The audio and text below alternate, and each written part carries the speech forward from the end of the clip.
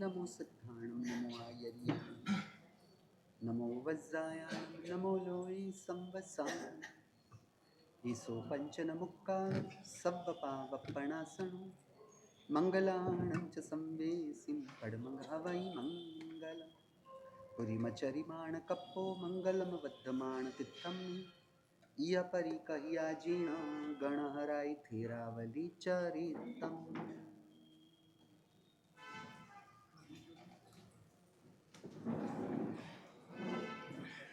कल हमने परमात्मा के जन्म के प्रसंग को जाना।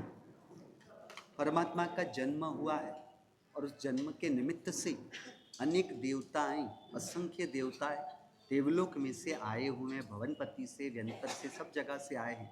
और देवों की शरीर की कांति की वजह से पूरी रात्रि जैसे कि कुछ उजालामय ना हो, यानी पूरे प्रकाशमय रात्रि का अनुभव हो रहा है। रात्रि होते हुए भी किसी को रात्रि नहीं लग रही है। और हमने कल देखा, कल जाना कि चैत्र सुद 13 का दिन है, इसलिए चंद्र भी विकसित अवस्था में होने की वजह से रात्रि भी प्रकाशमय है। यहाँ परमात्मा का जन्म हुआ और जन्म होने के थोड़े समय के बाद यहाँ पर प्रिय वंदना दासी वह सिद्धार्थ महाराजा के पास जाते हैं और उनको परमात्मा के जन्म की खबर देते हैं। और वो खबर सुनते ही सिद्धार्थ महाराजा प्रसन्न चित्त होकर, खुश होकर, वह खुशी पर उन्होंने अपने शरीर के सारे गहने, सारे आभूषण, केवल एक मुकुट और अपनी जो राज मुद्रा, इन दोनों को छोड़ के बाकी की सभी चीज़ें उनको भेंट के रूप में दी। अनेक प्रीति दान वगैरह किया और उनको वो दासी पने से मुक्त किया। अरविंद जी समझे? कमलेश जी को समझे? नहीं समझे क्या यार? प्रियमवदा दासी को ये खबर, प्रियमवदा दासी ने ये खबर सिद्धार्थ महाराजा को सुनाई तो सिद्धार्थ महाराजा ने ये भेंट दिया। कल मैंने आपको जन्म की खबर सुनाई तो अनिल जी आपने क्या दिया हमें? पक्के कंजूस मारवाड़ी हो। समझ रहे हो कमलेश जी? मैंने ये खबर सुनाई तो आपको खुशी हुई होती तो आपसे, जीतू जी चलो जाने तो आप लोगों से क्या उम्मीद रखूं यार। तो सिद्धार्थ महाराजा ने केवल परमात्मा के जन्म की खबर मिलने पर उनको दासित्व से मुक्त किया है। और यहाँ पर सिद्धार्थ परमात्मा का जन्म हुआ और 56 दिग कुमारियां, दिग यानी दिशा, दिशा की कुमारियों को कहते हैं दिग कुमारी।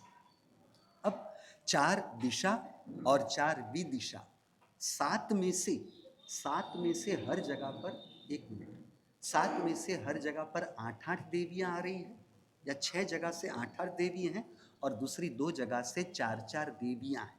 समझ रहे हो? 4 दिशा विदिशा में से जो 6 हैं तो उनमें से 6 जगह से 8-8 दिग कुमारियां आती है और दूसरी 1-2 विदिशा में से 4-4 दिग कुमारी आई, यानी 8 7 56 उनके सिंहासन चलायमान हुए। और उन्होंने अपने अवधि ज्ञान से जाना कि ये चलायमान सिंहासन क्यों है, और अवधि ज्ञान से पता चला कि मेरे परमात्मा का जन्म हुआ है। और परमात्मा के जन्म को जानकर उनके स्तुति कर्म, उनके 56 कुमारी महोत्सव करने का हमारा कर्तव्य है। और खुशी से परमात्मा के पास आते हैं, परमात्मा की माता के पास आते हैं, परमात्मा की माता को नमस्कार करते हैं, वंदन करते हैं और परमात्मा की स्तुति स्तवना, माता की स्तुति स्तवना वगैरह करते हैं। और अलग अलग प्रकार की जो 56 दिग कुमारी की प्रक्रिया है, कोई दर्पण धारण करते हैं, कोई चामर धारण करते हैं, कोई दीपक धारण करते हैं। इन सबके पीछे भी पूरा तात्पर्य, उसका ही अनुकरण हमारे यहाँ मंदिर में दीपक के साथ दर्पण है। अष्टप्रकारी पूजा में दर्पण नहीं आता, अष्टप्रकारी पूजा में जो आप पंखा धारण करते वो नहीं आता, पर वो 56 दिग कुमारियों का एक अंश उस रूप से हमने यहाँ पर लिया हुआ है। उसके पीछे का तात्पर्य यह है कि दर्पण धारण करने के पीछे का तात्पर्य क्या है? तो दर्पण में हम परमात्मा को देखने का प्रयास करते हैं, परमात्मा का दर्शन करते हैं। अब परमात्मा का दर्शन यदि दर्पण में करना हो तो कब होंगे? जब दर्पण स्वच्छ हो, दर्पण शुद्ध हो, यानी निर्मल दर्पण में ही परमात्मा का प्रतिबिंब झलकता है। उसी प्रकार अंतरात्मा जब निर्मल होती है तभी उसमें परमात्मा के दर्शन प्राप्त होते हैं। बात समझ रहे हो? जब तक आत्मा में निर्मलता प्रकटती नहीं तब तक आत्मा में रहे हुए परमात्मा का दर्शन नहीं होता, आत्मा में रहे हुए परमात्मा के साथ आत्मा का मिलन नहीं होता और तब तक आत्म साक्षात्कार रूप सम्यक दर्शन नहीं होता।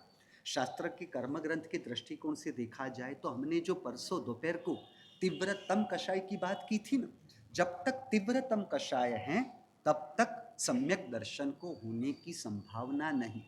तीव्रतम कक्षा के कक्षाएं जब टूटते हैं और वह तीव्रतम में से तीव्रतर के स्तर पर आते हैं तब ही सम्यक दर्शन होने के द्वार खुलते हैं। बात समझ में आ रही है? इसलिए मिथ्यात्व पूर्वक ही तीव्रतम कषाय होता है। बाकी के तीव्रतर, तीव्र कषाय और मंद कषाय सम्यक दर्शन के साथ रह सकते हैं, परंतु तीव्रतम कषाय वह सम्यक दर्शन के साथ नहीं हो सकता। तीव्रतम कषाय के साथ मिथ्यात्व ही मिश्रित होता है। तो ये दर्पण पूजा के पीछे का ये उद्देश्य है। चामर क्यों करते हो? तो चामर जिस प्रकार से झुकती है, झुकने के बाद ही ऊपर उठती है, उसी प्रकार जो इंसान झुकता है उसी की आत्मा का विकास होता है। इसलिए हमें सबसे पहले माता के गर्भ में से जन्म होने के बाद कौन सा सूत्र सुनाया जाता है कि जहां सूतक बुतक भी नहीं लगता? कौन सा सूत्र सुनाया जाता है? नमस्कार महामंत्र। यानी नमस्कार के संस्कार हमें तब से देने का प्रयास होता है, परंतु नमस्कार शरीर से होते हैं, नमस्कार वचन से होते हैं, नमस्कार मन से शायद होते हैं। अंतरात्मा से नमस्कार यदि होते हो तो अहंकार आत्मा में बच ही नहीं सकता। जब तक अहंकार है तब तक अंतरात्मा से शुद्ध नमस्कार नहीं, और जब तक नमस्कार नहीं तब तक आत्मा में रहे हुए परमात्मा प्रकट होते नहीं। इसलिए ज्ञानियों के वचन है, अहम हटा अरहम प्रगटे।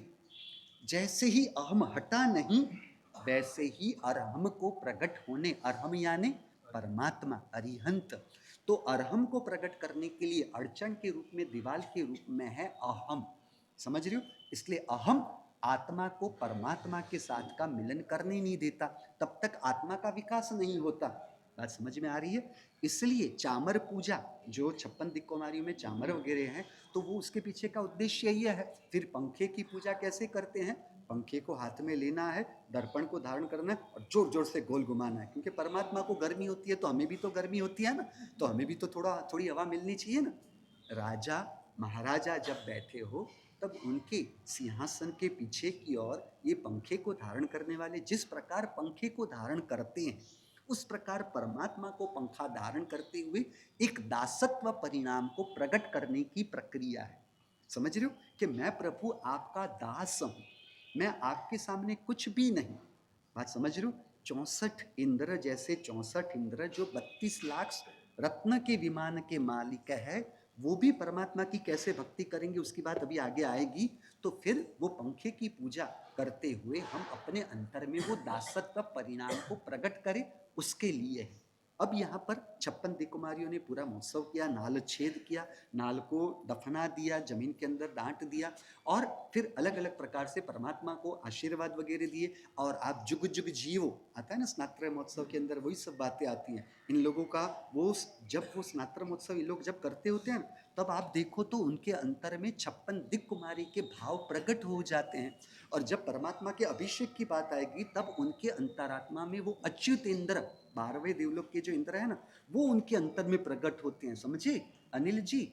इंद्र महाराज के दर्शन करने हो तो सुबह स्नात्र जब मंदिर में होता वहां पहुंच जाना। मनोज जी समझ में आया? बराबर ना? अंतर में वह भाव हो, क्योंकि आपको पता नहीं वहां पर जो स्नात्र अभी होना है, जो मेरू पर्वत पर हुआ और यहाँ मंदिर में जो स्नात्र होता है, दोनों में फर्क को समझो। यहाँ जो आपका स्नात्र का जो तिगड़ा है ना, तिगड़ा, वो तिगड़े में ही सबसे बड़ी गलती होती है।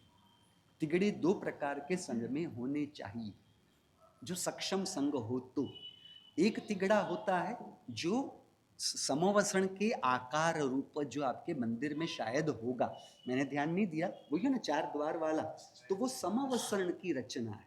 समवसरण में परमात्मा का अभिषेक होता है या मेरू पर्वत पर होता है?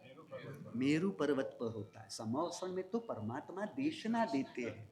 तो कई ऐसे संघ हमने अहमदाबाद के संघ, बंबई के संघों में देखे कि उन्होंने तिगड़ा उसमें भी होता है। वो तिगड़ा क्या है? वहां पर मेरू पर्वत में 3 श्रृंखला है, पहाड़ के अंदर अंदर दूसरे पहाड़ के अंतर्गत जो पहाड़ है उस रूप से वहां पर 3 मेखला के रूप में बताया जाता है। तो वो पहाड़ का वहां पर आकार बनाया हुआ हो, जैसे कि पर्वत पर ही परमात्मा का अभिषेक हो रहा है, उस प्रकार से तिगड़ा होना चाहिए। मैं केवल ये बता रहा हूं, मैं ऐसा नहीं कर रहा हूं कि आप ऐसा करो, और जो चल रहा है उसके लिए कोई टीका टिप्पण भी करना मत, बराबर है। अपनी मूल बात समझ में आई। समोषण हकीकत में तिगड़ा तीन प्रकार। अब यहाँ पर जो होता है ये टेबल की व्यवस्था, ये उचित व्यवस्था नहीं है। ये क्या है, हम स्थापनाचार्य कहते हैं, और आचार्य हमारे लिए परमात्मा समान है, तो उनके रखने के लिए भी वह तिगड़ा होता है। समझ लो, आज शॉर्टकट के अंदर जमाना जिस तरह से स्पीड से चल रहा है, इसलिए वो हाफ तिगड़ा भी होता है। आपने देखा हो, आधा तिगड़ा जो होता है वो आधा तिगड़ा पूरा गोल ना हो, क्योंकि वो जगह ज्यादा रोकता है ना, इसलिए वो आधा तिगड़ा भी हो, तो वह क्या है, एक प्रकार से समवसरण के अंदर परमात्मा को विराजमान किए हुए गुरु भगवंत वहां पर प्रवचन देते हैं। समझ रहे हो, ये जो टेबल जो है ना, ये तो सहूलियत के लिए बना हुआ है अनिल जी, ये अच्छा होता नहीं है, ये अच्छा नहीं कहलाता। तो यहाँ पर इस प्रकार का तिगड़ा होता है। समझ रहे हो, परमात्मा को सामान्य रूप से जब विराजमान करने हो तब वो समवसरण वाला रचना होता है, और जब स्नात्र करने की बात आती हो तब वहां पर, मैंने तो कल देखा, कान पकड़ लिए मैंने, ऐसे सपने, मैंने इतने वजनदार, इतने हैवी, सब बाहर से चांदी था, अंदर लकड़ा था, या पूरा चांदी? अच्छा, पूरा चांदी का है। जीतू जी, मैंने अनिल जी को पूछा, बीच में बोल पड़े आप, चांदी की बात आई तो सोने चांदी वाले बीच में आ गए। बराबर है, मजाक कर रहा हूँ। तो इतने मजबूत आपने सपना बनाए हुए हैं। कम पड़ रहा था तो वो पालकी भी आपने बनाई, पालकी बहुत कम जगह पर हमने इतने वर्षों में देखी है। और परमात्मा का जो गोड़िया पालना भी था वो भी समृद्ध, यानी पता चलता है कि समृद्ध संग तो है, बराबर है, परंतु थोड़ी बहुत, क्योंकि मैंने वो देव विमान की बात की थी ना, तो मैंने एक जगह पर जो देखा था ना देव विमान, वही देव विमान के दर्शन काल हुए। यानी जो आपके हवाई जहाज एयरलाइंस के है ना, वो एयरलाइंस का जहाज बना दिया, और बीच में से वो ऊपर से खोल दिया, और ऊपर से वो देवलोक के जैसा कुछ बना दिया। इस प्रकार का सपना माता ने देखा नहीं था, बराबर, क्योंकि वो एरोप्लेन की डिजाइन बनाएगा कौन, बनना, बराबर है ना, बराबर है। ये सब चीजें तो है। हाथी के ऊपर भी वो अंबाड़ी रखी हुई थी, अब परमात्मा की माता ने तो वो अंबाड़ी देखी नहीं थी, पर आपके सपने के अंदर वो अंबाड़ी भी बनी हुई थी। हाँ चलेगा, इसमें क्या है, भाव सब लोगों के बहुत होते हैं, उस भाव के अंदर जो वास्तविक वस्तु है उसके साथ वो कनेक्शन थोड़ा कट ऑफ हो जाता है। मैं केवल सामान्य हंसते हंसते बता रहा हूँ। अनिल जी कुछ नहीं, वो लटकाने की चीज नहीं, आप देख लेना, 4 स्टैंड वाला कुछ, वो छत, वो क्या बोलते हैं, टेंट जैसा नहीं बोलते हैं, वो छोटा टेंट जैसा उसके ऊपर बना हुआ, मैंने देखा था, इसलिए मैं बता रहा हूँ, मैंने ध्यान से देखा था ना, इसलिए ध्यान में रख के मैं आपको कुछ आपका अपमान कर रहा हूँ, आपको गलती बताते हुए आपको हल्का दिखा रहा हूँ, मेरा ऐसा कोई आशय नहीं है। मैं तो एक निखालस खेल दिली से ही, सरलता से ही बात कर रहा हूँ। सर व्यवस्थापक ऐसा करते हैं, वैसा करते हैं, ऐसा कुछ बताने का हमारा इरादा कभी भी था नहीं, है नहीं, और कभी भी रहेगा नहीं। अपनी मूल बात पर आ जाए। 56 दीप कुमारी को द्वारा ये महोत्सव हुआ, और उसके बाद इंद्र महाराजा का सिंहासन चलायमान होता है। सौधर्म इंद्र जो 32 लाख रत्न के विमान के मालिक है, और वो सौधर्म इंद्र अपने अवधि ज्ञान का उपयोग करके देखते कि कोई शत्रु वगैरह आया, या मुश्किल ही कोई आई है, क्या हुआ है, कौन किस वजह से ऐसा हुआ है, और अवधि ज्ञान का प्रयोग जाके देखा, तब पता चला कि मेरे परमात्मा का जन्म हुआ है। और वो परमात्मा के जन्म की खबर सुनते ही खुशखुशाल हो जाते हैं, परमात्मा की स्तुति स्तवना वहां पर ही बैठे बैठे करते हैं। और फिर हिरण्यगमिष्य देव को उन्होंने बुलाया। कौन से हिरण्यगमिष्य देव? जिन्होंने परमात्मा का संक्रमण कराया था। और कौन से हिरण्यगमिष्य देव? जो कल दोपहर के प्रवचन के अंदर परमात्मा की जो पाठ परंपरा सुधर्मा स्वामी भगवंत के बाद, ये पाठ किसकी कहलाती है? सुधर्मा स्वामी की पाठ कहलाती है ना। तो सुधर्मा स्वामी की पाठ के ऊपर जम्बू स्वामी महाराज, जम्बू स्वामी जी के ऊपर फिर प्रभु स्वामी। तो वो पाठ परंपरा में 28वीं पाठ परंपरा में कौन आए थे? हरिगमिषी देव का ही जीव देवर्धि गणिक क्षमा श्रमण, जिन्होंने वल्लभीपुर में 500 आचार्य भगवंत के साथ वहां पर बड़ी वाचना का आयोजन हुआ था। और उनके द्वारा ही आगमों को, जो पहले केवल मुंह से बोलना और मुंह से कानों से सुन के उस तरह से लेना देना होता था, परंतु जीवों की वो स्मरण शक्ति कम होती जा रही थी, इसलिए तब से आगमों को हस्तलिखित के रूप में, तालपत्री के रूप में बनाने की तब से व्यवस्था चालू हुई। उसके पहले आगम वगैरह, शास्त्र वगैरह पन्ने के ऊपर लिखने की प्रक्रिया नहीं थी। हिरण्यग्रीव देव को कहा कि सभी देवताओं को घोषणा कर दो कि परमात्मा का जन्म हुआ है, और वे जाके एक योजन बड़ा वज्र से बना हुआ जो एक सुघोषा घंट है, वो सुघोषा घंट का नाद करते हुए देवताओं को पता चलता है कि परमात्मा का जन्म हुआ है और हमें सबको इकट्ठा होना है मेरु पर्वत पर। यहाँ इंद्र महाराजा अपने विशाल परिवार के साथ कहाँ पर पधारे हैं? क्षत्रिय कुंड पधारे हैं, और क्षत्रिय कुंड पधार के वहाँ पर परमात्मा की माता को नमस्कार कर, और परमात्मा को कहते हैं कि परमात्मा हम इंद्र है, उनकी माता को भी कहते हैं कि हम इंद्र है, आप हमसे डरने की प्रक्रिया, आप डरना मत, हमारी परमात्मा का जन्म हुआ इसलिए उनका जन्माभिषेक करने का हमारा भाव होने की वजह से हम उनको लेके जा रहे हैं, तो आप हमें अनुकृपा करके अनुमति दो।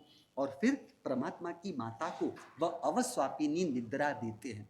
अवस्वापिनी निद्रा का मतलब है सबको बेहोश करने की स्थिति, जिस कारण परमात्मा कब न होने पर उनको भूल न जाए कि मैं इंद्र महाराजा लेकर गए और फिर उनको दुख हो सकता है, तो उनको दुख न पहुंचे इसलिए अवस्वापिनी निद्रा दी। परंतु फिर सोचा कि ये तो तीर्थंकर की माता है, इनके ऊपर मेरी अवस्वापिनी निद्रा का प्रभाव लंबे समय तक न टिका तो, और बीच में यदि उठ गए और अपने बेटे को नहीं पाया और भूल गए कि इंद्र महाराजा उनको लेके गए, तो उनको दुख होगा, उनको आघात लगेगा, उनको पीड़ा हो सकती है, तो उनकी इस प्रकार से भी अनजानेपन में भी आशातना हमसे न हो जाए, वह उद्देश्य से उन्होंने परमात्मा का एक प्रतिरूप बनाया, यानी डुप्लीकेट, डबल रोल के रूप में परमात्मा की आकृति बनाई और उन्होंने परमात्मा की माता के पास रख दिया, कि जिस कारण माता की यदि अवस्वापिनी निद्रा में से बीच में से उठ जाए, जग जाए, तो वे परमात्मा को पास पाकर उन्हें कुछ भी परेशानी ना हो। परमात्मा को उठाते हैं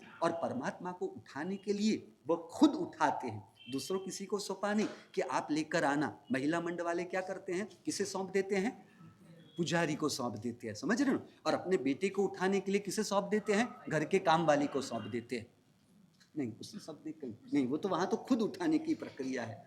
तो वहां खुद परमात्मा को उठाया है और अपने और 4 रूप बनाए हैं। 2 रूप, एक रूप से परमात्मा को उठाया है, गोद में रखा हुआ है, हाथ में रखा हुआ है, एक रूप से परमात्मा की दोनों ओर चामर धारण किया हुआ है, एक रूप से परमात्मा आगे आगे वह वज्र उछालने का काम कर रहे हैं, और एक रूप से परमात्मा के ऊपर पीछे की ओर छत्र धारण कर रहे हैं, और परमात्मा को लेके जाया है मेरु पर्वत पर। अब मेरु पर्वत पर पहुंचने के बाद सभी देवता इकट्ठे हुए और परमात्मा का अभिषेक करना है, तो ये तो 3 लोक के नाथ का अभिषेक है, तो इनका अभिषेक करने के लिए सामान्य जल नहीं चलेगा, उसके लिए अलग अलग तीर्थों से, क्षीरोदधि समुद्र से देवताओं को आज्ञा करके वहां के जल की व्यवस्था के लिए उनको कहा गया, और परमात्मा के अभिषेक के लिए 8 प्रकार के कलश बनाए गए। सबसे पहला कलश बनाया गया है रत्न का कलश, दूसरा कलश बनाया गया है सोने का कलश, तीसरा कलश बनाया गया है चांदी का कलश। ये 3 कलश हुए। फिर कॉम्बिनेशन वाले 3 हुए, रत्न और सोने का कलश, रत्न और चांदी का कलश, सोने और चांदी से मिश्रित कलश। इस प्रकार से 6 कलश हुए। 7वां कलश इन तीनों का मिश्रण, रत्न, चांदी और सोने, इन तीनों के मिश्रण वाला कलश। और 8वां कलश बनाया है जर्मन सिल्वर का, नहीं, जर्मन सिल्वर का कलश, मिट्टी का कलश बताया इसमें जर्मन सिल्वर का कलश तो नहीं बताया अरविंद जी। जर्मन सिल्वर का कलश इंद्र महाराजा शायद भूल गए होंगे, यदि वो बेल्लारी आते तो उनको पता चल जाए कि भाई यहाँ पर तो जर्मन सिल्वर के कलश चलते हैं, तो हमें भी जर्मन सिल्वर के कलश का ही उपयोग करना चाहिए। चांदी के कलश का ही उपयोग होता है, मैं जानता हूँ, परंतु ऑल्टरनेट ऑप्शंस के रूप में बाकी के समय में वो जर्मन कलश का भी रखा जाता है, क्योंकि पूरे दिन में कौन उसका ध्यान रखेगा, उस हिसाब से अलग बात है। तो ये 8 प्रकार के कलश, अब कलश भी कितने बड़े बनाए गए हैं, जानोगे तो आप आश्चर्यचकित हो जाओगे। 300 किलोमीटर ऊंचा, 25 योजन, 1 योजन यानी 12 किलोमीटर, 300 किलोमीटर की ऊंचाई वाला कलश है। फिर 144 किलोमीटर की चौड़ाई वाला कलश है, और जो वो नालची है, नाला है, क्या बोलते हैं, पाइप नहीं कहते, नली, हाँ, और वो नली है, आगे से बड़ी है और आगे जाते जाते जाते अंत में वो छोटी होती है, तो वो अंत के हिस्से में व्यास, डायमीटर है 12 किलोमीटर का। इतने बड़े बड़े कलश बनाए गए हैं और परमात्मा का अभिषेक करने के लिए सब देवता इकट्ठे हुए हैं। और ये कलश किस 12 पहला अभिषेक करने का सौभाग्य किसे प्राप्त होता है? 12वें देवलोक, 12वां देवलोक जो है उसके जो इंद्र हैं अच्युत इंद्र, जो कौन है?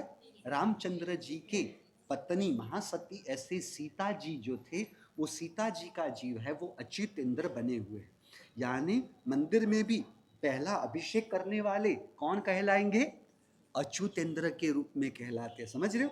पहला अभिषेक करने का उनका ही फिक्स होता है, इसलिए अच्युत इंद्र परमात्मा का पहला अभिषेक करते हैं। और बाकी मंदिर में जो अभिषेक करने वाले कौन कहलाएंगे? बाकी के देवता कहलाएंगे। बराबर है? यानी आप देवता रूप हो, यह भाव होते हुए आप अभिषेक करते हो ना, कोई ऐसा भाव है या नहीं भगवान जाने। अब देखो, तुलना को समझो। वहां पर सोने का मेरु पर्वत है, बराबर है, और 5000 लाख किलोमीटर की ऊंचाई वाला मेरु पर्वत है। यानी मेरु पर्वत ओरिजिनल है, बराबर है। परमात्मा भी ओरिजिनल है। अभिषेक के लिए कलश इतने बड़े बड़े, वो भी ओरिजिनल है। अभिषेक का जल वो थैली का दूध नहीं है, बराबर है ना, थैली का दूध नहीं है, तो जल भी ओरिजिनल है। इंद्र महाराजा भी ओरिजिनल है। सब ओरिजिनल होते हुए भी यदि इंद्र महाराजा अपनी भावधारा में अपने आप को उठाने का प्रयास करे भी ना, वो चतुर्थ गुणस्थानक सम्यक दर्शन गुणस्थानक के आगे इंद्र महाराजा नहीं जा सकते, नहीं जा पाते। उनकी तुलना में देखा जाए तो हमारे पास कुछ भी ओरिजिनल नहीं। चांदी का कलश यानी मेरु पर्वत जो सोने का है, यहाँ तो हमने उसकी प्रतिकृति के रूप में डुप्लीकेट बनाया हुआ है। यहाँ पर परमात्मा भी प्रतिमा स्वरूप हमारे पास है, जीवन परमात्मा नहीं। कलश भी देखा जाए तो वहाँ के जैसे कलश नहीं। अभिषेक करने वाले भी अच्युत इंद्र जैसा कोई इंद्र नहीं है। पानी का जो अभिषेक का जल है वो दूध में पानी है या पानी में दूध है, वही नहीं पता चलता। दूध में पानी या पानी में दूध? अच्छा, पानी में दूध? ओह बाप रे बाप, जाने दो। तो वो दूध में पानी की जगह पर पानी में दूध, वहां पर तो ऐसा कोई डुप्लीकेट नहीं है। परंतु यदि मनुष्य अपने भावधारा में अपने आप को आगे उठाने का प्रयास करे तो मनुष्य वह सम्यक दर्शन नहीं, देश वृत्ति नहीं, सर्ववृत्ति नहीं, परंतु यावत नाग केतु इसी परमात्मा की पूजा करते करते केवल ज्ञान को प्राप्त हुए हैं। यानी इंद्र महाराजा के पास सब ओरिजिनल होते हुए सम्यक दर्शन के ऊपर वे नहीं जा पाते। और हम यदि प्रयास करें, उस भावधारा में अपने आप को उठाने का प्रयास करें, तो हम केवल ज्ञान तक पहुंच सकते हैं। शायद यहाँ से केवल ज्ञान भले बंद हो, परंतु यहाँ पर हम सर्ववृत्ति गुणस्थानक तक अपनी आत्मा को लेकर जा सकते हैं। निर्भर है हम अपनी भावधारा में कैसे आगे बढ़ते हैं।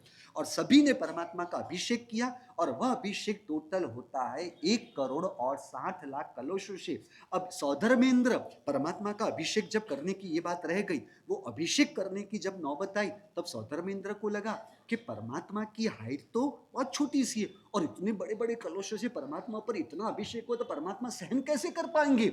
इस प्रकार से परमात्मा के प्रति एक प्रेम भाव से, एक आदर भाव से परमात्मा के प्रति ये चिंता हुई है।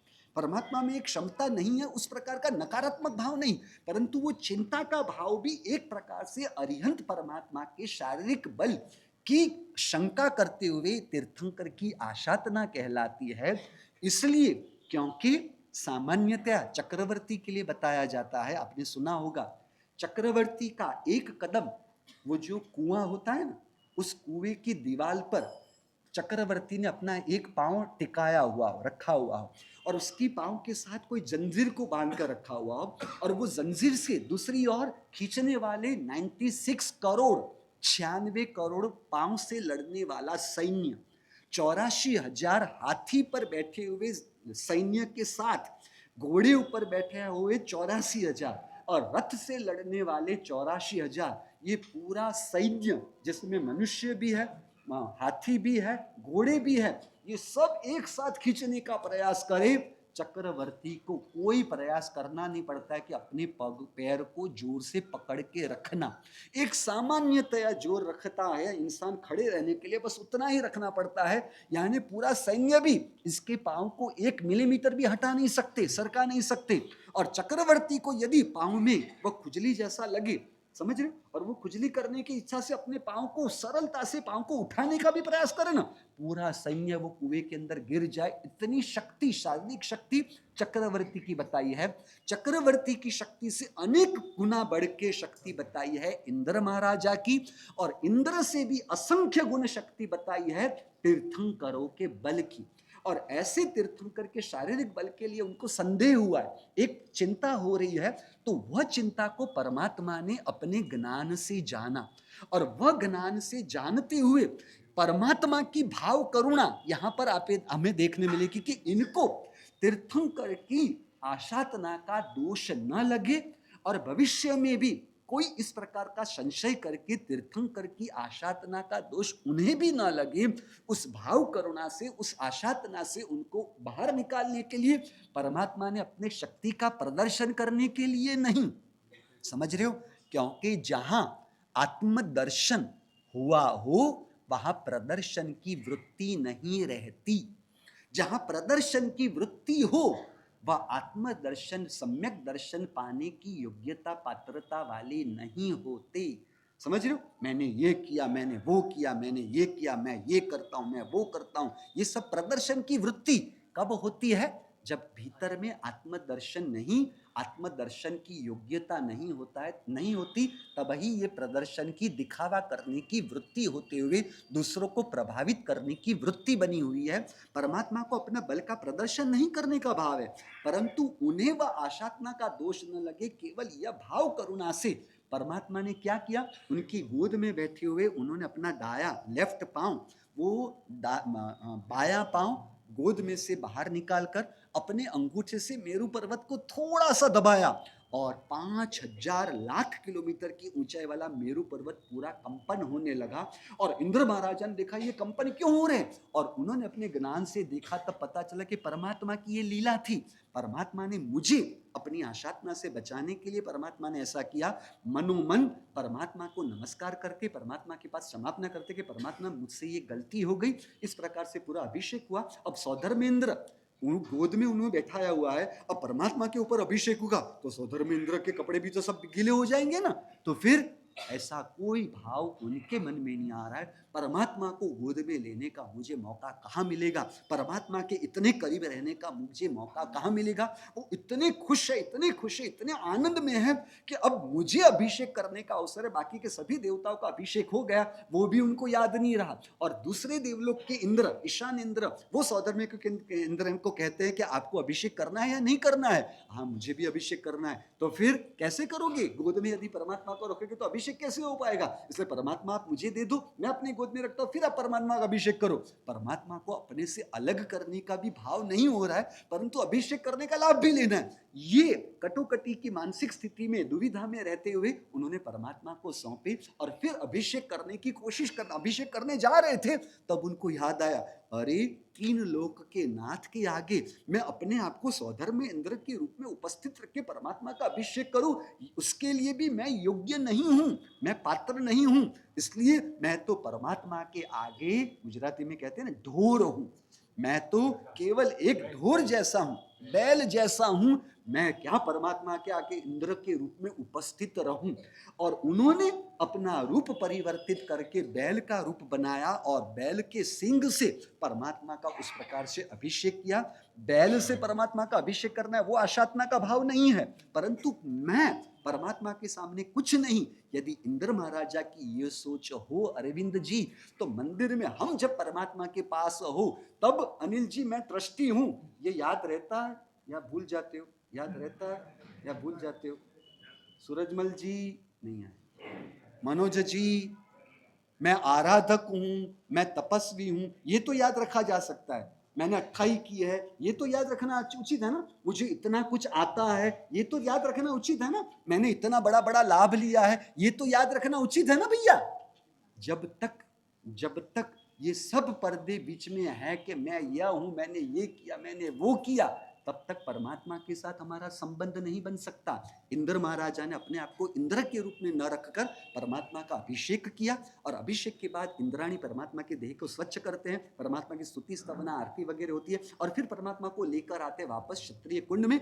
अवसापिनी इंदिरा को उन्होंने वापस ले ली, परमात्मा का जो रूप बनाया था उन्हें भी उन्होंने हर लिया, और उसके बाद परमात्मा को रखकर परमात्मा और परमात्मा की माता की स्तुति स्तवना वगैरह करते हैं, और फिर परमात्मा के पास एक दिव्य वस्त्र रखते हैं, और परमात्मा के अंगूठे में क्या करते हैं, अमृत का संचार कर देते हैं। अमृत का संचार करने का पीछे का तात्पर्य है कि तीर्थंकर की आत्मा जो मानव स्त्रियां हैं उनके स्त्री का स्तनपान वगैरह वो नहीं करते, तो जब कभी भी शरीर है इसलिए भोजन की जरूरत पड़ेगी, तो शरीर के लिए जब किसी भी प्रकार के पोषण की जरूरत हो तो परमात्मा क्या करेंगे, मुंह में अंगूठा।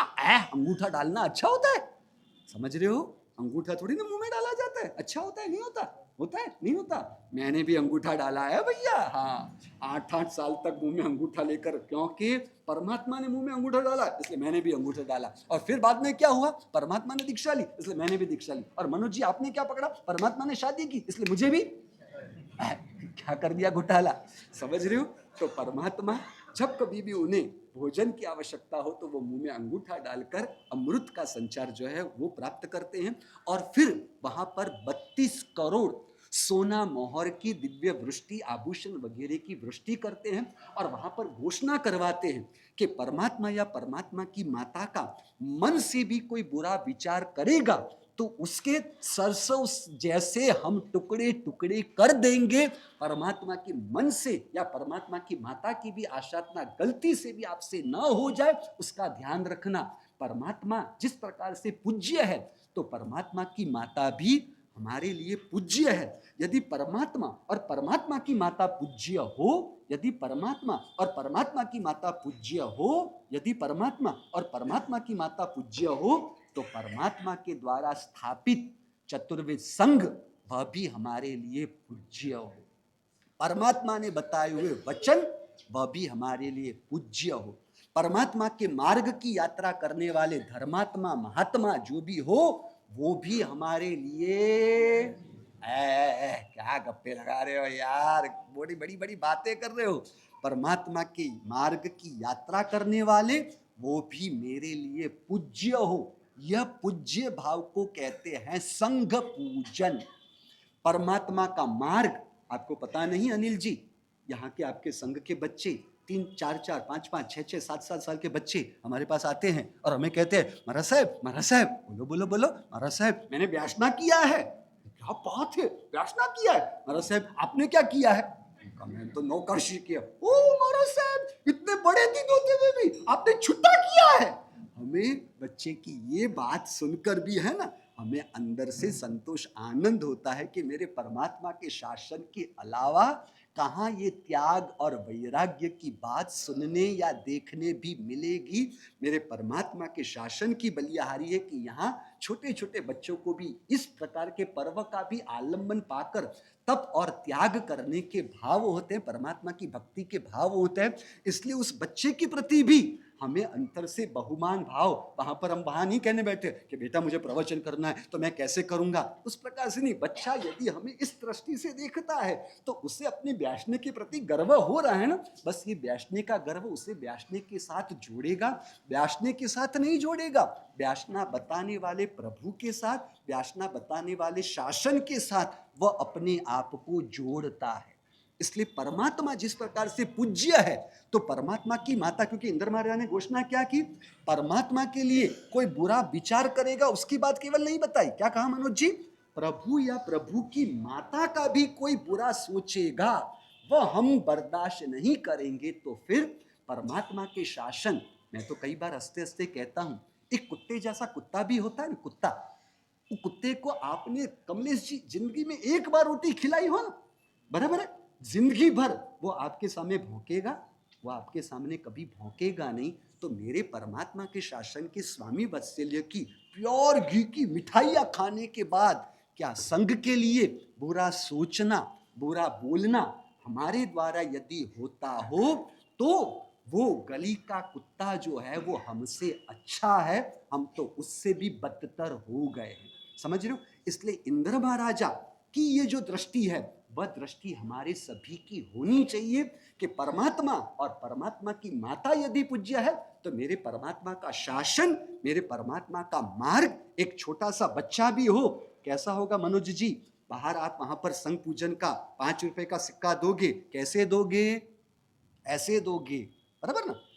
भिखारी को जैसे देते हो ऐसे दोगे, या अंतर के आदर बहुमान भाव से आप उसे धरोगे ना? 5 रुपए दो। अब आपने वो आदर भाव से धरा 5 रुपए, किसको? नरपत जी आए उनको धरा, जीतू जी आए उनको धरा। 5 साल का बच्चा आएगा तो उसे भी हाथ जोड़ के धरोगे? नहीं ना? वह भी संघ का सदस्य है, 25वें तीर्थंकर। ऐसे चतुर्वेद संघ का 5 साल का बच्चा भी सदस्य है। आपको कहूं, 1 रुपए, 5 रुपए, 10 रुपए नहीं, मनोज जी अरविंद जी को 10,000 मुफ्त में दे दो, लेंगे वो नहीं लेंगे। परंतु संघ पूजन के तौर पर आप यदि देते हो तो वहां आपका बहुमान भाव है। तो वो बहुमान भाव यह बताता है इंद्र महाराजा की भाव से, यानी हर जीव के प्रति हमारा भाव केवल हमारे शासन के लिए नहीं, परंतु परमात्मा के अंतर में जिन जीवों को स्थान प्राप्त हुआ है उन सभी के लिए भी, क्योंकि मैं जिसके लिए बुरा विचार करता हूं वह भी क्या मेरे लिए परमात्मा के लिए, मेरे परमात्मा के लिए प्रेम पात्र है या नहीं? 10 लाख रुपए आपके मनोज जी, रमेश भाई खाकर बैठे हुए, हड़प करके बैठे हुए हैं, तो क्या वो 10 लाख खाने वाला परमात्मा के लिए प्रेम पात्र है? नहीं नहीं, 10 लाख दबाने वाला थोड़ी ना होगा। 10 लाख में आपको जिन्होंने गाली दी थी, आपका अपमान किया था, वो परमात्मा के लिए प्रेम पात्र तो नहीं होगा ना? मैं तो हंसते हंसते कई बार कहता हूं, आपको यदि किसी जीव के प्रति द्वेष करना हो करो, करो, मैं मना नहीं करता हूं, उसके लिए द्वेष करना जो मेरे प्रभु के लिए प्रेम पात्र ना हो, कोई बचेगा ही नहीं। यानी इंद्र महाराजा की ये भावना कि परमात्मा और परमात्मा की माता के लिए बुरा विचार भी नहीं, बुरे वचन की तो नौबत ही नहीं आती। यानी हमारे भावों को हम सभी जीवों के लिए किस प्रकार से रखें, ये यहां हमें समझने मिला। और फिर परमात्मा की माता को कहते हैं कि हे माता, पुत्र तमारो स्वामी अमारो। पुत्र भले आपका है परंतु स्वामी किसके हैं? हमारे स्वामी है। पुत्र तमारो स्वामी अमारो। अब स्वामी का स्थान ऊपर होता है नीचे होता है? ऊपर होता है। समझ रहे हो? यानी हमने परमात्मा को ऊपर रख दिया। इंद्र महाराजा की चालाकी समझना, अभी क्या पॉलिसी उनने अपने उपयोग में ली है। स्वामी अमारो यानी स्वामी के रूप में उनको ऊपर रखा, और फिर कहा पुत्र तमारो स्वामी अमारो हम सेवक आधारो। एक मिनट, सेवक, ये सेवक की बात किसके लिए थी? सेवक किसके लिए था? ये सेवक इंद्र महाराजा सेवक थोड़ी ना होते हैं। कमलेश जी आप सेवक हो? नहीं ना, आप सेवक नहीं, आप सेवक नहीं। सेवक, सेवक भाव, सेवक भाव यानी वो इंद्र महाराजा में भी सेवक भाव है और आप में सेवक भाव का मतलब है अहंकार चकनाचूर हो गया है। और फिर कहा पुत्र तुम्हारो स्वामी हमारो हम सेवक आधारो। अब आधार ऊपर हो गया नीचे होगा? आधार कभी भी नीचे होता है। इंद्र महाराजा ने क्या चालाकी की? प्रभु को स्वामी के रूप में बताते हुए ऊपर से परमात्मा का यानी संरक्षण प्राप्त कर लिया, और आधार के रूप में परमात्मा को बताते हुए नीचे से भी परमात्मा को आधार के रूप में स्थापित किया, यानी खुद को परमात्मा से पूर्णतया सुरक्षित बना दिया। पर वह सुरक्षा कवच कब प्राप्त होता है? जब भीतर में वह सेवक भाव बनता है तो ही। इस प्रकार से इंद्र महाराजा परमात्मा के प्रति भक्ति भाव करके स्नात्र महोत्सव, और फिर वो अंतर में वो हर्ष व उल्लास समा नहीं रहा है, उस उत्साह को, उस उल्लास को व्यक्त करने के लिए, उस खुशी को व्यक्त करने के लिए वे नंदीश्वर द्वीप जाकर वहां पर अष्टानी का महोत्सव करते हैं। और यहाँ पर इंद्र महाराजा का महोत्सव, स्नात्र महोत्सव पूरा हुआ। सिद्धार्थ महाराजा अपने कौटुंबिक पुरुष को बुलाते हैं और सेवक को बुला के बाद कहते हैं कि परमात्मा पुत्र का जन्म हुआ है। और फिर उस समय पूरे नगर के अंदर 10 दिन का बड़ा महोत्सव का आयोजन होता है। उस समय में उस प्रकार का जो महोत्सव था उस प्रकार से पूरा महोत्सव का आयोजन हुआ है। और 10 दिन के बाद 12वां दिन जब होता है, 11 दिन बीत जाते हैं और 12वें दिन को अपने पूरे परिवार को बुलाते हैं, प्रीति भोजन वगैरह करते हैं, भेंट लेते हैं, देते हैं, लेन देन वगैरह सब व्यवहार होने के बाद जब सब बैठ जाते हैं, तब सबको बताया कि जब हमारा ये पुत्र गर्भ में था तब से हम सभी तरह से हमारी वृद्धि हो रही थी, हम सभी तरह से आगे बढ़ रहे थे, और वह लक्षण को देखते हुए हमने तय किया था कि जब इस बालक का जन्म होगा तो हम उनका नाम वर्धमान रखेंगे, और परमात्मा का नाम आज हम घोषित करते हैं कि परमात्मा का नाम रहेगा वर्धमान, और जिसे हम कहते हैं वर्धमान स्वामी। तो माता पिता के द्वारा दिया गया नाम था वर्धमान स्वामी। परमात्मा का दूसरा नाम था श्रमण। श्रमण का मतलब क्या होता है? जो श्रम करे, मेहनत करे, जो श्रम करे उसे कहते हैं श्रमण।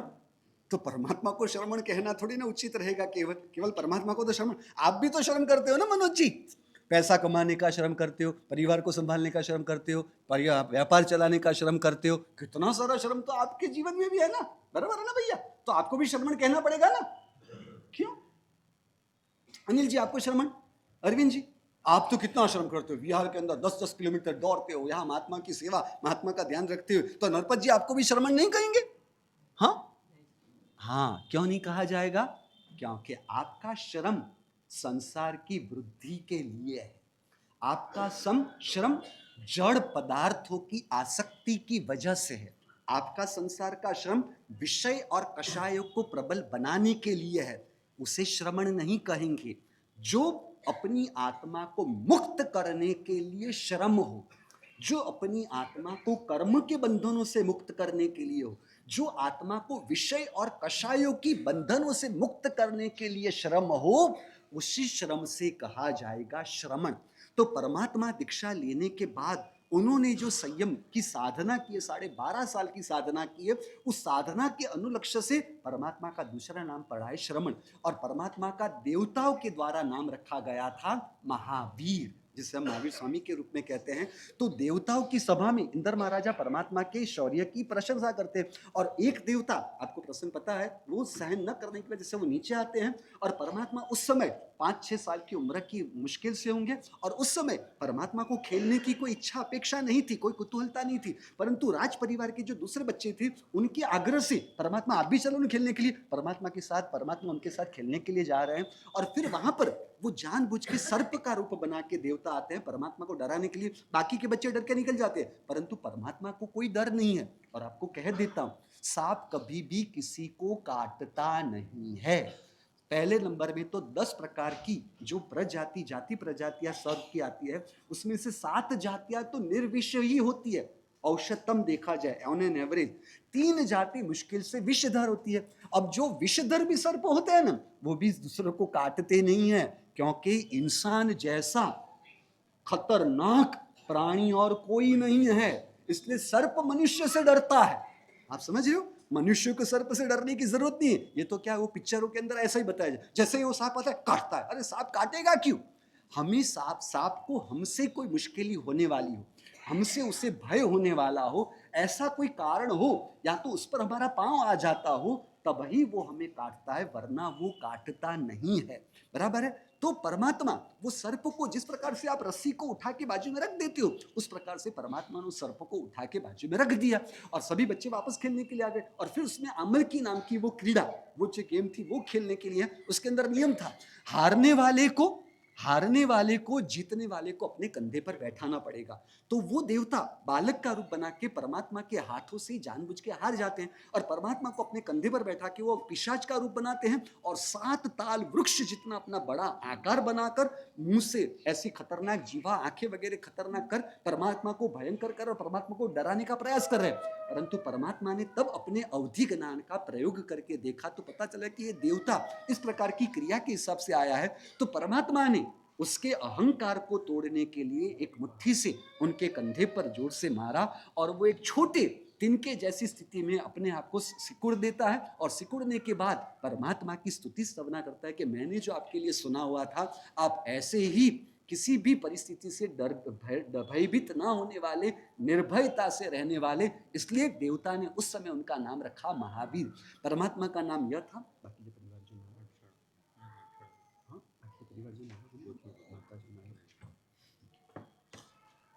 अब परमात्मा की उम्र हो जाती है 8 वर्ष की, बराबर है? नहीं, 8 वर्ष की नहीं, 2.5 साल की परमात्मा की उम्र थी और परमात्मा को प्ले ग्रुप में दाखिल किया गया, दाखला दिया।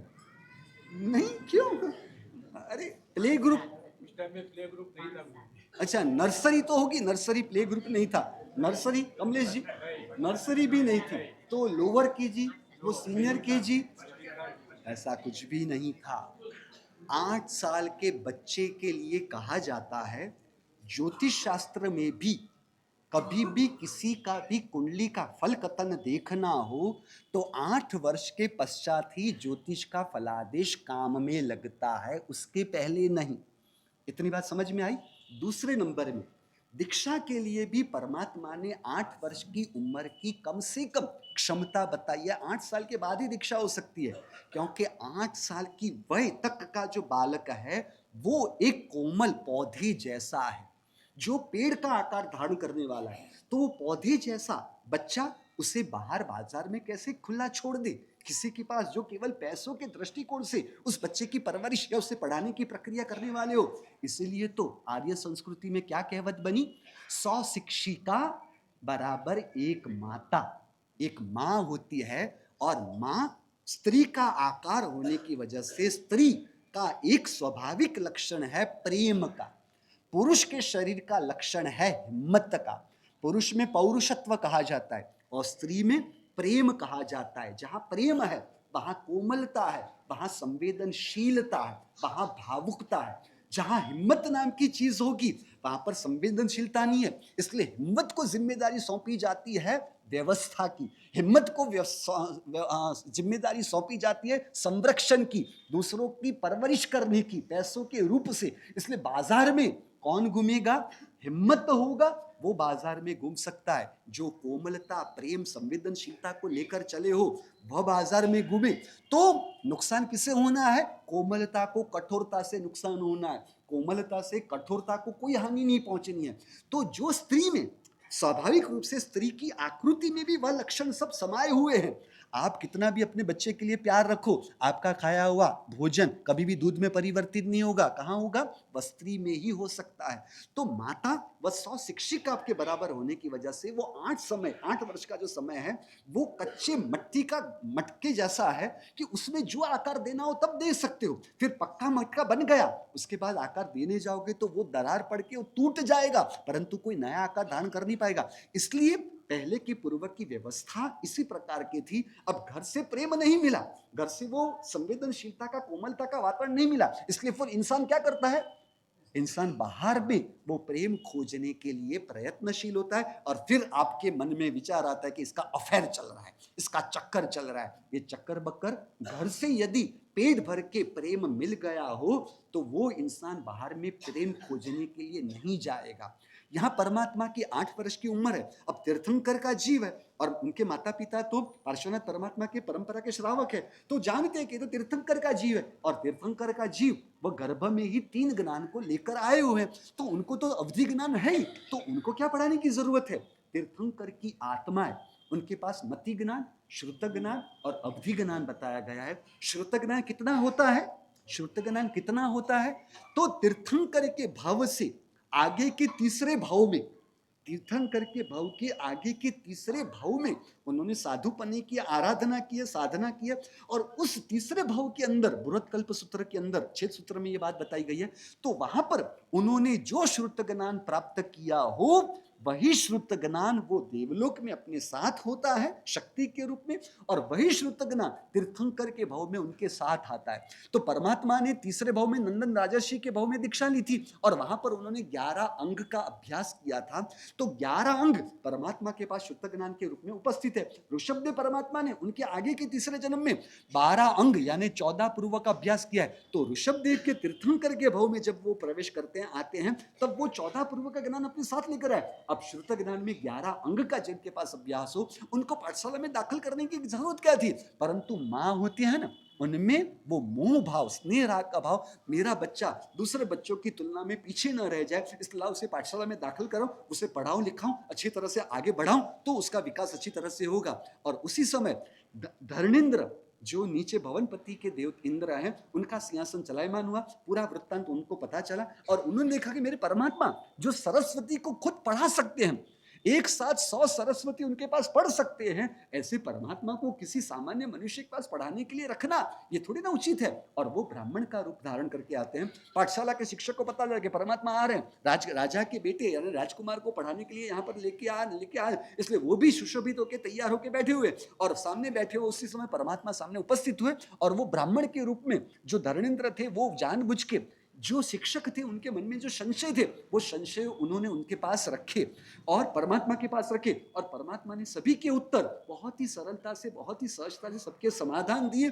और वो समाधान सुनकर वह शिक्षक सोचता है कि इतने वर्षों तक पढ़ाते हुए मुझे जिस प्रश्नों का समाधान नहीं हुआ था, संशय का समाधान नहीं होता, ये समाधान इतनी छोटी वय के अंदर इतनी सरलता से इतनी सहजता से कर सकते, मैं इनको क्या पढ़ाऊंगा। हाथ जोड़ के माता पिता को कहते हैं इनको पढ़ाने की जरूरत नहीं है, ये खुद ही सभी शुद्ध ज्ञान को प्राप्त करके वो आए हैं। और परमात्मा ने जो प्रश्न के उत्तर दिए थे, समाधान दिए थे, उसका एक शास्त्र बना जिसे कहते हैं जैनेन्द्र सिद्धांत नाम का ग्रंथ। वह तब उनके द्वारा परमात्मा के वचनों के रूप में निर्मित हुआ था। और परमात्मा यहाँ पर बड़े हो रहे थे और परमात्मा का समय आता है क्या क्या क्या विवाह का, शादी का समय आया और परमात्मा की शादी कराई जाती है प्रिय वंदन, हाँ, यशोदा के साथ। यशोदा के साथ परमात्मा के विवाह होते हैं और उनके द्वारा परमात्मा को सुदर्शना, प्रिय दर्शना, मेरा नाला का भी, हाँ हाँ, सुदर्शना उनके बहन है, प्रिया दर्शना उनकी बेटी है। मेरे क्या है पता है, इतिहास मेरा बहुत कमजोर है इसलिए वो नाम भूल जाता हूँ, नाम याद नहीं रहता है। बराबर है अनिल जी, आपका नाम अभी याद है ना, चातुर्मास पूरा होने के बाद आगे निकल गया, फिर मैं आप शायद आपका नाम मैं याद न भी रख पाऊँ, नाम भूल भी जाऊँ तो फिर दिक्कत मत लेना, यानी कोई तकलीफ आपको ना हो। तो यहाँ प्रिय दर्शना का जन्म हुआ है और परमात्मा इस प्रकार से आगे बढ़ते बढ़ते हुए परिवार के अंदर सबको उनकी वजह से आनंद संतोष का अनुभव है। और 28 साल की परमात्मा की जब उम्र होती है तब परमात्मा के माता पिता का देह त्याग हुआ और परमात्मा ने जो माता के गर्भ के अंदर अभिग्रह लिया हुआ था वो अभिग्रह था कि मेरे माता पिता जब तक जीवित होंगे तब तक हम संसार का त्याग नहीं करेंगे। तो वो अभिग्रह का समय अभी तैयार हो गया, 28 साल की उम्र हुई है और परमात्मा के दीक्षा का समय हो गया है। परमात्मा ने जो अभिग्रह लिया था तो चलो मैं दीक्षा के लिए निकल जाऊं, नहीं, ऐसा नहीं। पिता की अनुपस्थिति में बड़े भाई हमारे लिए पिता तुल्य है। तो छोटे भाई के रूप में परमात्मा संसार के अपने किसी भी औचित्य, अपना विनय विवेक का कहीं पर भी अपलाप नहीं करते, समझ रहे हो। तो परमात्मा अपने बड़े भाई नंदीवर्धन जी जो अभी राजा हुए हैं उनके पास अनुमति लेने के लिए आते हैं। कमलेश जी, आप पैसे कमाने लगो तो फिर आप अपने बड़े भाई की अनुमति पूर्वक ही सब कुछ करोगे। अरविंद जी, यानी जो बड़ा हो छोटा हो तो केवल उदाहरण के रूप में बात है, ये बड़े हैं या ये छोटे हैं ये तो केवल कहने के लिए बात है। नरपत जी, आपके श्राविका को जो कुछ भी करना हो तो आपको पूछ कर ही सब कुछ करेंगे, आपको पूछे बिना। मनोज जी, जाने दो भैया, परमात्मा के जीवन के व्यवहार से भी परमात्मा ने हमें सब कुछ बता दिया है। सिखाने की प्रक्रिया बाद में की, बताने की प्रक्रिया पहले की। और अपने बड़े भाई की अनुमति लेने के लिए जाते कि आप हमें अनुमति दो, हमारा इस प्रकार का अभिग्रह था और वो अभिग्रह का समय हो गया है। और उस समय नंदीवर्धन राजा ने कहा कि अभी तो माता पिता का देहांत हुआ है, उनके वियोग को हम मुश्किल से सह पाए हैं और ऐसी परिस्थिति में यदि आप भी संसार का त्याग करके हमसे अलग हो जाओगे तो ये परिस्थिति को हम सहन नहीं कर पाएंगे। ये तो कैसा होगा, जख्म के ऊपर कोई तेजाब छिड़कने जैसी ये पीड़ा हमें ज्यादा देने वाला होगा। इसलिए आप तो वैरागी हो, आपको तो संसार के प्रति कोई मोह या आसक्ति का या आकर्षण का परिणाम नहीं है, परंतु मेरी विनंती है, मेरी आरजू है, मेरे निवेदन से आप हो सके तो 2 साल के लिए रुक जाओ। और परमात्मा ने, बड़े भाई ने ऐसा कहा है तो बड़े भाई का वचन वो शिरोमान्य के रूप में परमात्मा ने उसका स्वीकार किया। परंतु सामने परमात्मा ने बताया, अब परमात्मा ने जो बताया कि अब से हमारा जीवन ऐसा होगा, तो जिन मुमुक्षुओं को माता पिता की ओर से दीक्षा न मिलती हो तो फिर भाग के दीक्षा लेनी या उनके साथ झगड़ा करना या संघर्ष करना, परमात्मा ने यहाँ उनके लिए भी उपदेश बता दिया कि कैसे आपका व्यवहार होना चाहिए। परमात्मा ने कहा अब से हम पूरी तरह से ब्रह्मचर्य का पालन करते हुए रहेंगे। अब से हम कभी भी स्नान नहीं करेंगे। 2 वर्ष तक परमात्मा को अब संसार में रहना था, तो अब से हम पीने के अंदर भी कच्चे पानी का उपयोग नहीं करेंगे, अचित पानी का ही उपयोग होगा। सचित पानी के उपयोग की तो बात ही नहीं बनती। सचित पानी का उपयोग कब होगा? जब हमारी दीक्षा होगी। तो दीक्षा के पूर्व में जो स्नान की विधि आती है, उसमें कच्चे पानी से स्नान की विधि, इसके द्वारा हमें सब कुछ पता। परमात्मा ने यह भी बता दिया कि परमात्मा का मंदिर में अभिषेक कच्चे पानी से होना चाहिए, पक्के पानी से होना चाहिए। यदि पानी को पक्का करके परमात्मा का अभिषेक करोगे तो उसके अंदर रहे हुए असंख्य के सर्व जीवों की हिंसा होगी। परंतु कच्चे पानी से यदि होता है तो कच्चे पानी से परमात्मा के अभिषेक से क्या बनता है, तो आपको आपकी भाषा में समझाता हूं। मनोज जी, कभी किसी बस का एक्सीडेंट में कोई हादसा बन गया, तो वो हादसे के परिणाम में देखना आपको 3 से 4 प्रकार के परिणाम मिलते हैं। क्या मिलेगा? उसमें 50 लोग थे, 10 लोगों की मृत्यु हो गई, फिर 10 लोग गंभीरता से इजाग्रस्त हुए हैं, यानी घायल है, 10 लोगों को सामान्य चोट पहुंची है और 15 लोगों को कुछ भी नहीं हुआ। क्या हुआ पता चला इसमें आपको? इसी प्रकार की घटना यहां बनती है। जब हम कच्चे पानी से परमात्मा का अभिषेक करते हैं, तब अल्प प्रमाण के जीवों की ही विराधना होती है। बहुलतया जीव, उन्हें अभय दान प्राप्त होता है। इसलिए परमात्मा ने स्नान के रूप में, जब दीक्षा की बात है, तब परमात्मा ने यदि अचित जल का उपयोग नहीं किया है, सचित जल का उपयोग किया है, तो परमात्मा के अभिषेक के लिए भी हमें अपने आप पता चल गया ना जीतू जी। समझ में आया?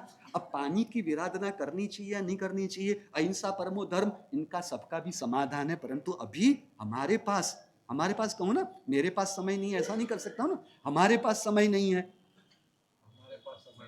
हमारे पास समय नहीं है, मेरे पास तो समय ही समय है। मैं तो 12 भी आपके बजाने के लिए तैयार हूं, पर आपको चलेगा नहीं। और परमात्मा ने कहा कि अब से हम हमारे लिए बनी हुई रसोई का उपयोग नहीं करेंगे। राज परिवार में कैसा होता है, सभी के लिए अलग अलग प्रकार की रसोई बनती है, जिसका जिस प्रकार का टेस्ट हो उसके लिए उस प्रकार की रसोई बनती है। तो अभी तक परमात्मा के लिए स्पेशल रसोई बनती थी, तो अब से हम हमारे लिए बनी हुई रसोई का उपयोग नहीं करेंगे। दूसरों के लिए जो चौका चल रहा होगा, उसमें उनके लिए जो रसोई बनी होगी, उसमें से हम अपना गुजारा कर लेंगे। और इस प्रकार से देह की शुश्रूषा वगैरह भी हम छोड़ देंगे, और पूरा दिन हो सके तो हम साधना में ही रहेंगे। यानी मुमुक्षु को किस प्रकार से रहना है, ये परमात्मा ने खुद बता दिया है। और परमात्मा की उम्र जब 29 वर्ष की होती है, तब नवलोकांतिक देव वो परमात्मा के पास आते हैं। नवलोकांतिक का मतलब नहीं है केवल 9 संख्या के देव है। नवलोकांतिक एक देवलोक की जगह है, उस जगह के देवता है। कई लोगों की ये गलती हो जाती है, वो नवलोकांतिक यानी 9 संख्या के देवता है, ऐसा नहीं है। अब परमात्मा को विनंती के लिए अदिन जी, मुझे चातुर्मास की विनंती के लिए, थोड़ी संख्या में तो आप आए थे ना, अब मुझे चातुर्मास के लिए यदि विनंती के लिए आप 4 लोग या 4 लोग नहीं आना पसंद करोगे, कुछ 8-10 लोग हो तो अच्छा लगेगा।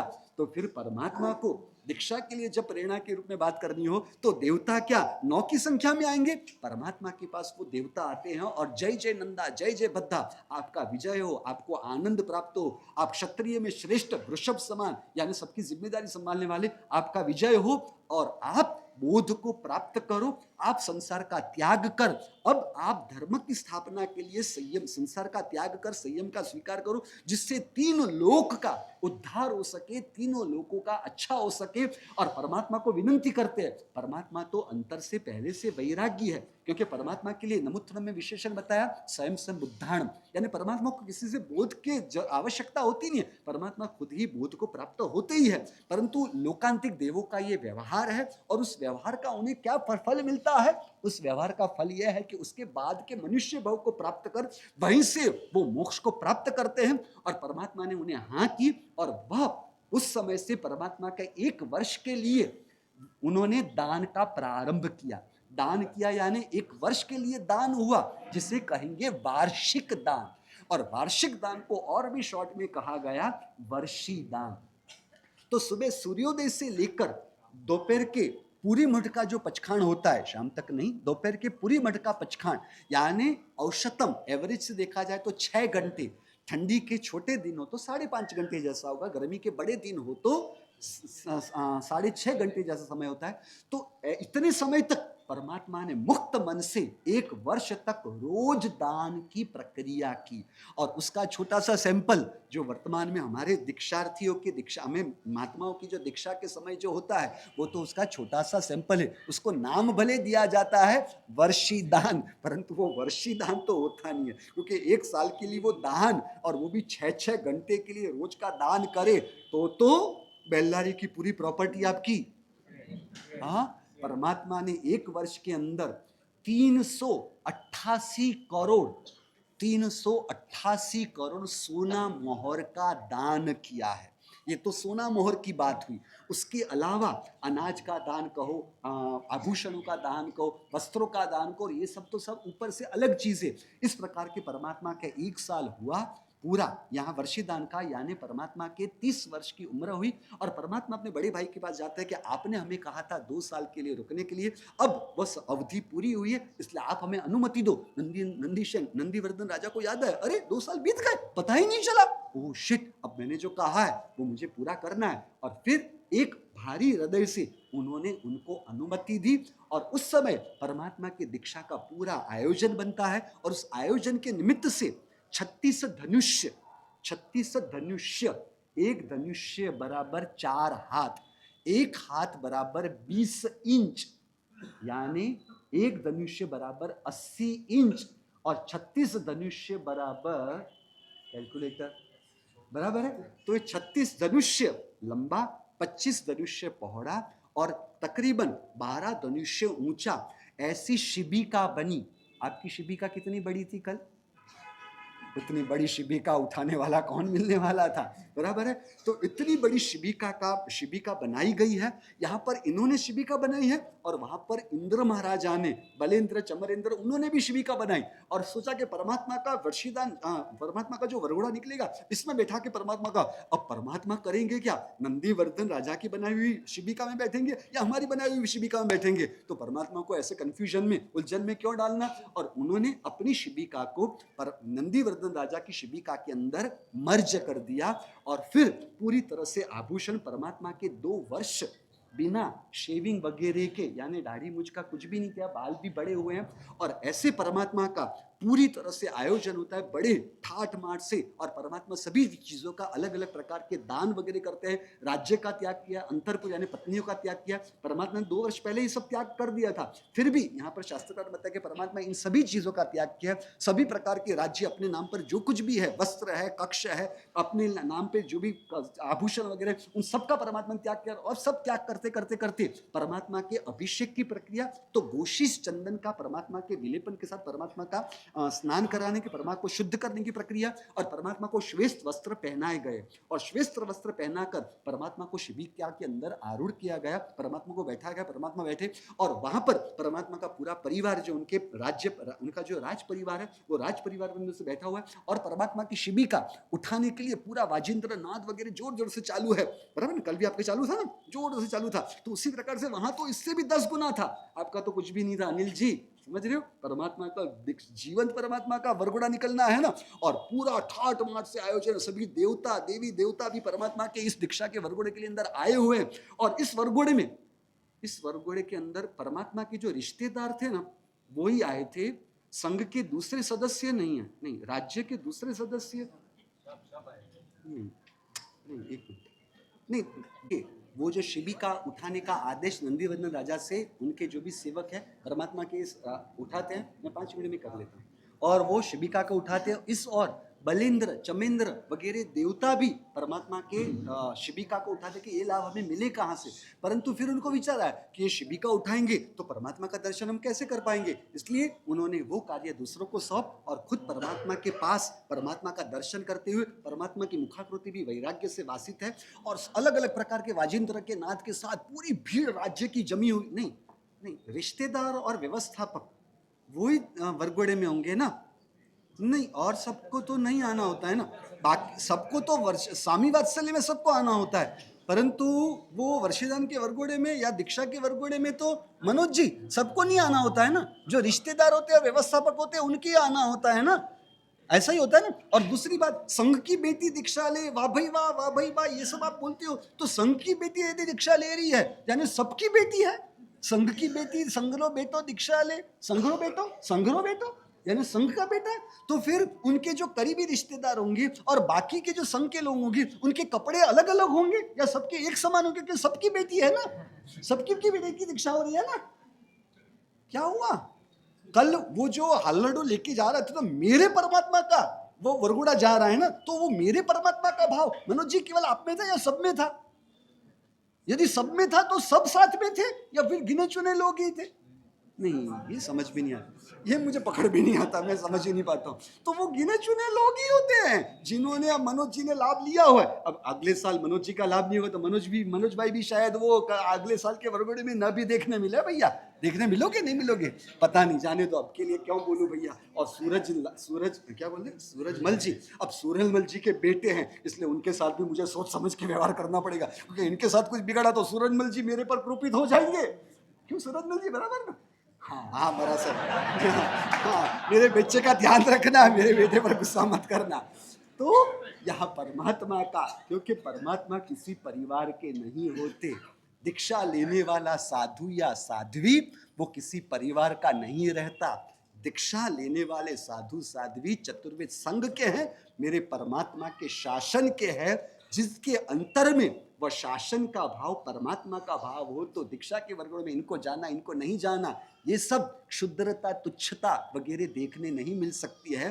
अब यहाँ परमात्मा का वरघोड़ा निकल रहा है और हजारों की संख्या में क्षत्रिय कुल के सभी लोग और आसपास के दूसरे नगर के लोग भी परमात्मा की दीक्षा के लिए आए हुए हैं। और परमात्मा को भीड़ के अंदर लोग समझ देख भी नहीं पाते और कोई पूछ रहे कि परमात्मा कहाँ है, और हजारों उंगलियां परमात्मा की ओर है। वो देखो परमात्मा, वो परमात्मा दिख रहा है। हजारों लोग परमात्मा को दृष्टि से देख रहे हैं, परमात्मा पर हजारों दृष्टियां हैं कि वो परमात्मा को देख रहे हैं, परमात्मा को देख रहे हैं, परमात्मा नहीं दिख रहे। इस प्रकार से लोगों की उस दृष्टि है। अंतर के लोगों के हृदय के भाव भी परमात्मा के साथ भरे हुए हैं कि हे परमात्मा, आपको संसार में क्या कम पड़ा है कि आप, संसार में कोई तकलीफ थी कि आप दीक्षा लेने निकल चले हो? इस प्रकार के हृदय के भाव है। कई लोगों के हृदय की शुभेच्छा है कि परमात्मा आप जिस मार्ग पर निकलो उस मार्ग पर आप अच्छी तरह से आगे बढ़ो और जिस लक्ष्य से आप दीक्षा लेना चाहते हो उस लक्ष्य को आप प्राप्त करो। और परमात्मा के परिवार के जो वडिल है वो वडिल भी परमात्मा को कहते हैं कि आप जो संयम जीवन का स्वीकार करने जा रहे हो वो संयम सामान्य नहीं है। आगे के तीर्थंकरों ने, आगे के अनंत जीवों ने जिस दीक्षा का स्वीकार किया वह दीक्षा लेने आप जा रहे हो। तो अब दीक्षा लेने जा रहे हो तो अब शरीर की मूर्छा मत रखना। 8 प्रकार के जो कर्म के शत्रु के सामने युद्ध करना है, क्योंकि अनंत काल तक आत्मा उस शत्रु के सामने घुटने टेक कर हार ही उसने स्वीकारी है। तो अब संयम जीवन इन शत्रुओं के सामने संग्राम करने का है और आप विजय नहीं परंतु महाविजय प्राप्त करके आगे निकलना। उस समय शरीर के बारे में सोचना नहीं, मन में कोई बुरे विचार आए तो उसके बारे में भी कुछ आप दरकार मत करना। और उसी प्रकार से 5 इंद्रियों पर भी विजय प्राप्त करना, मन के ऊपर, इंद्रियों के ऊपर, वचन के ऊपर, काया के ऊपर विजय प्राप्त करना और सभी तरह से अंतर से बल को लेकर, आत्मा बल को लेकर संयम जीवन में आगे बढ़ना। परमात्मा को इस प्रकार के आशीर्वाद भी उनके घर के वडिल भी देते हैं। और परमात्मा इस प्रकार से गुजरते हुए निकलते पहुंचे बाहर, क्षत्रिय कुंड के बाहर अशोक वाटिका में पहुंचे और वहां पर एक पेड़ के नीचे वो शिबिका को परमात्मा ने नीचे, इंद्र महाराज नंदीवर्धन राजा की आज्ञा से शिबिका को नीचे रखी गई और परमात्मा नीचे उतरते हैं, पेड़ के नीचे आते हैं और परमात्मा अपना हाथ ऊपर करके वो संगीत वगैरह की जो आवाजें चल रही थी, लोगों की भी घोषणाएं चल रही थी, दीक्षार्थी अमर रहो, दीक्षार्थी रहो, अमर जय जयकार। अब आप देखो परमात्मा जैसे परमात्मा जिनका कल आपने इतना बड़ा आयोजन किया ना, ऐसे परमात्मा को जब दीक्षा की बात आई तो परमात्मा के साथ दूसरे किसी को भी परमात्मा के साथ दीक्षा लेने की भावना नहीं हुई। समझ रहे हो? यानी परमात्मा ने दीक्षा अकेले ली है। ये कहने का मतलब यह है कि कई लोग ऐसी सोच में होते हैं, आप ऐसा करोगे तो मैं ऐसा करूंगा, आप दीक्षा लोगे तो मैं दीक्षा लूंगा, आप एकाशना करोगे तो मैं एकाशना करूंगा। अरे भैया, आप पैसे कमाओगे तो मैं पैसे कमाऊंगा, आप शादी करोगे तो मैं शादी करूंगा। वहां पर ऐसा रखा है? संसार के लिए कभी भी ऐसा नहीं रखते हैं इंसान। और धर्म के संदर्भ में ऐसी सोच हम रखते हैं। परमात्मा का आलम्बन हमें बता रहा है कि साधना के जगत में आगे बढ़ना हो, अध्यात्म के जगत में आगे बढ़ना हो तो आपको अकेले ही परमात्मा का आलम्बन लेकर आगे चलना होगा। किसी की राह देखने जाओगे तो आपकी साधना, आप चूक जाओगे, आप रह जाएगी आपकी साधना। और परमात्मा ने उस समय इंद्र महाराजा को भी, इंद्र महाराजा परमात्मा के पास आकर खड़े हैं और उस समय सभी की दृष्टि परमात्मा पर लगी हुई है और उस समय परमात्मा अपने शरीर पर रहे हुए वस्त्र का त्याग करते हैं, अपने शरीर पर जो आभूषण है उस आभूषणों का भी परमात्मा त्याग करते हैं और वह आभूषणों का त्याग करने के बाद परमात्मा अपने ही हाथों से वज्र ऋषभ नाराज संघेन, पहला संघेन है यानी लोखंड जैसा परमात्मा का शरीर है और परमात्मा ने पंच मुष्टि लोच किया। 5 मुष्टि का मतलब है मुट्ठी, यानी दाढ़ी और मूछ के बाल एक साथ 2 साल से परमात्मा ने कुछ भी किया नहीं था ना, बाल कटवाने का काम नहीं है, इसलिए बाल बड़े हुए हैं। परमात्मा एक मुट्ठी से परमात्मा दाढ़ी और मूछ के बाल का लोच कर सकते एक साथ और ऊपर मस्तक के आगे के 2 हिस्सों के 2 विभाग से 2 मुष्टि लोच और पीछे के 2 मुष्टि लोच, इस प्रकार पंच मुष्टि लोच परमात्मा ने किया है। परमात्मा का 24वां छठ का दूसरा दिन है, परमात्मा की दीक्षा का छठ का दूसरा दिन है 24वां छठ और 24वां छठ के शाम का समय है और उस शाम के समय में कार्तकवधी माक्सरवधी दशम के दिन का दिन है और उस समय माक्सरवधी दशम के दिन को परमात्मा उस समय ये लोच वगैरह परमात्मा ने अपने हाथों से किया और परमात्मा दीक्षा लेने के पूर्व अपने ही हाथों से हाथ जोड़ और नमो सिद्धाणम करते हैं। तीर्थंकर की आत्माएं कभी भी नमो अरिहंताणम न बोलने का उनका आचार है, परंतु क्योंकि वो खुद ही अरिहंत बनने वाले हैं ना, इसलिए वे आलम्बन अपने से जो ऊपर की कक्षा के हैं सिद्ध परमात्मा उनको नमस्कार करते हैं, नमो सिद्धाणम करके मंगलाचरण किया, मंगलिक किया और परमात्मा ने अपने ही हाथों से जावत जीव का सामायिक दंडक उच्चराने का कार्य किया। जो सामायिक दंडक हमने उच्चराया था दीक्षा के समय, वही सामायिक दंडक परमात्मा उच्चराते। फर्क केवल कितना होता है, हम बोलते हैं करेमी भंते, यानी भंते का मतलब है परमात्मा भगवंत, तो भंते का आलम्बन लेते हुए हमारा सामायिक दंडक का पचखाण है। आपका भी ऐसा ही है ना, करेमी भंते सामयम सावज्यम जुगम जाव नियमम, बराबर है, या तो जाव पोषम और हमारा होता है जावज्यम, तो परमात्मा का हमारा ही पूरा पचखाण है, परंतु वहां पर परमात्मा करेमी सामायम तुरंत ही भंते शब्द का प्रयोग किए बिना और परमात्मा ने जैसे ही वो करेमी बंतरे सूत्र उच्चराया है, यानी जावत जीव के लिए परमात्मा ने एक सामायिक की साधना, समता की साधना का स्वीकार किया है। जावत जीव के लिए सभी प्रकार के मन वचन के पाप करने नहीं, करवाने नहीं और कोई करता हो तो इसे समर्थन न देने के रूप में परमात्मा ने जैसे ये पचखाण लिए, वहां परमात्मा को चौथा मन प्रयोग ज्ञान परमात्मा को उत्पन्न होता है और इंद्र महाराजा परमात्मा के कंधे पर, परमात्मा ने सर्व वस्त्रों का त्याग किया, तो परमात्मा के कंधे पर उन्होंने देवदुष्य, रत्नमय जो देवदुष्य है वो परमात्मा के कंधे पर उन्होंने रखा।